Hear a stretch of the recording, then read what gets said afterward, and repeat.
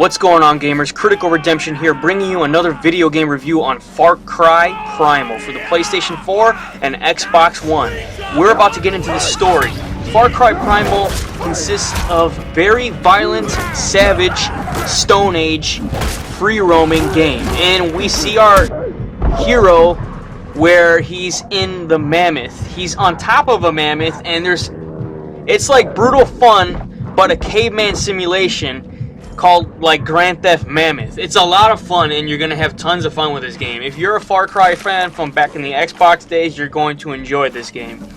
About an hour into Far Cry, which sees Ubisoft making a bold departure from previous entries in the blockbuster, you're gonna have a huge open world, a lot of killing, a lot of taming animals, Stone Age, free open world, exploring, everything set in the wilderness, and this is your adventure. So get ready and let's step into the world of Far Cry Primal. Roar!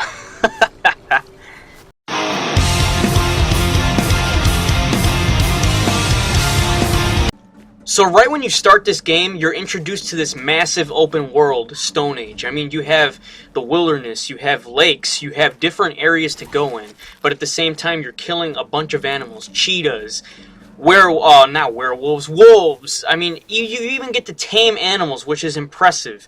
Something that's not very done in a game. I mean, okay, what matters is the feel of the game. Only a few hours convincing that you're already some caveman in the wilderness. Okay, you get tons of games where you get to play as different protagonists, like a soldier fighting beyond the lines, a space marine, but you get to play as a warrior, and it's not you only play as a caveman, but a reimagining of an open world shooter for a world of 12,000 years ago. And this is really crazy.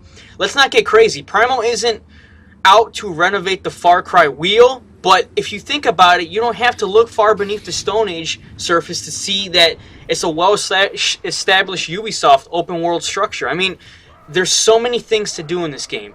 This is still a game of exploring, expanding territory, attacking enemy outposts, and lighting bonfires to enlarge your area of influence. And you can see it in this game while developing relationships to give you access to new skills and equipment.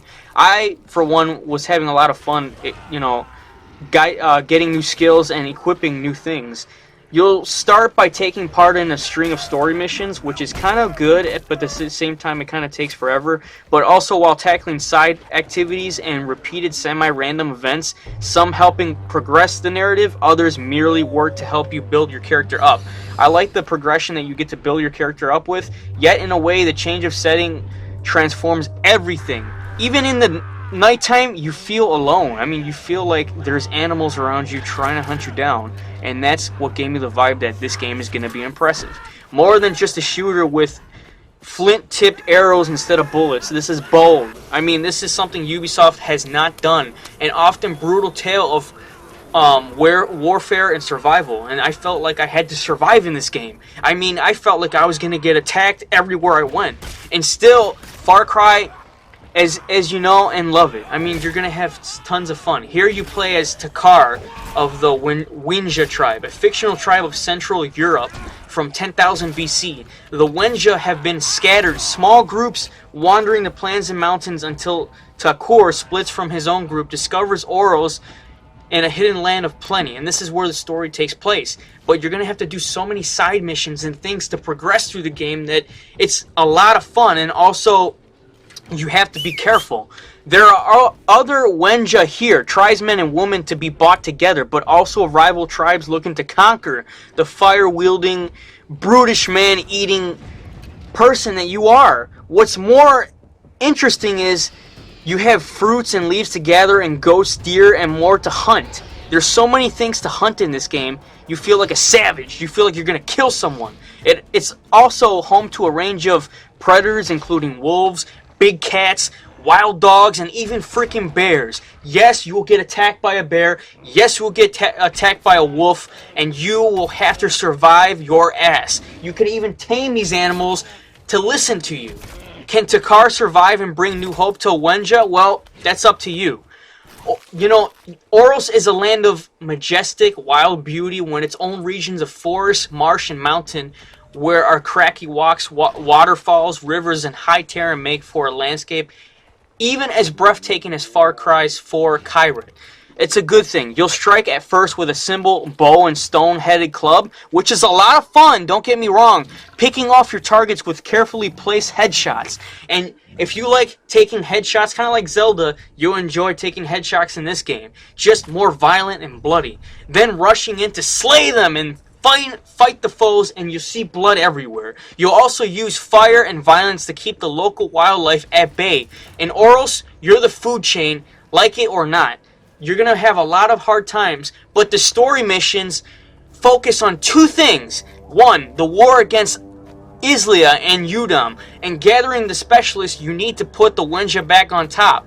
The gathering you'll meet early on, but then you'll track down Tensi and Shaman, who teaches you to tame the Master of Oral's wild beast. The wild beast taming is impressive, and I had such a fun time taming these animals. You felt like Pocahontas, just male version, just taming these wild animals, and them listening to you. The warrior can train you in battle and help you craft new arms and warmer clothes, which is impressive. The crafter can help you gain new tools to make your weapons more effective and ammunition easier to come by. Plus, there's new means of exploring the game's steep vertical places. Oh my god, it just had such an open world fun time playing this. I mean, Far Cry Primal doesn't leave you guessing whether you're doing well or force you to keep anything. You just go about your own business and keep going. This is what I really liked about this game.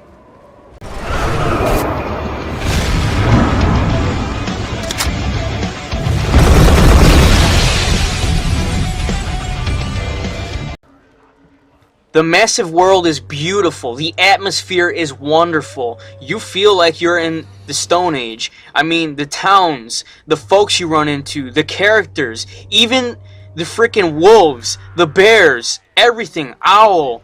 Just overall gameplay makes you feel like a total badass. And, like, the storytelling is such rich atmosphere. Ubisoft's artists and writers have gone to an extraordinary lengths to create mythical, prehistoric world of strange magic and often shocking violence, even inventing new languages for the three tribes with the whole game subtitled throughout. And just your character itself growing within this.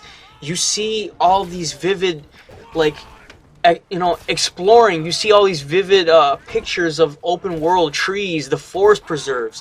You feel like you're in this game, and that's what I really liked about it. I mean, I didn't run into any glitches at all. The graphics are very well done, and I'm very excited to hear that people enjoy it.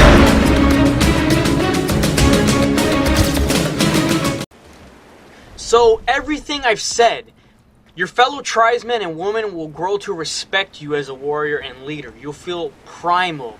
What makes you legendary is your developing skills as a beastmaster, particularly as you upgrade your skills in the area by throwing out bait, approaching calmly, and doing your best beast taming whispering act. And you can tame different birds and beasts who will then follow you around and scope the landscape for you. Those with teeth and claws will fight you automatically or can be commanded to attack specific enemies. Your trust owl, meanwhile, replaces Far Cry's usual camera or binoculars flying over and highlighting your foes, which is really good. Now, Ubisoft also comes in for a flack of mistaking a massive complex systems for a great gameplay, but overall I had a fun time. You work hard to rescue or fight alongside the other Wenja, both because they're your tribe and because the benefits stack for you. You work to find and recruit the specialists and have a good time. You also want to spend finding and taming local beasts, both because they're lovable and a lot of fun. The stealth is fun, cut down overwhelming forces. I had a great time playing this game. The only cons I really have is unbelievable vicious wildlife, really badgers. No co-op, but pros, fantastic wilderness setting, compelling mesh systems and story action, which I really liked, and brilliant Beastmaster mechanics were freaking badass. Utterly immersive and addictive gameplay, which was real fun. I'd give this game an 8.5 out of 10 because it deserves that, and I had a lot of fun playing this. Do I recommend it for any Far Cry fans? Hell yeah. If you've played Far Cry back in the Xbox days, definitely pick it up, and if not, give it a rent. This is Critical Redemption 8.5. Until next time, guys, happy gaming, take care.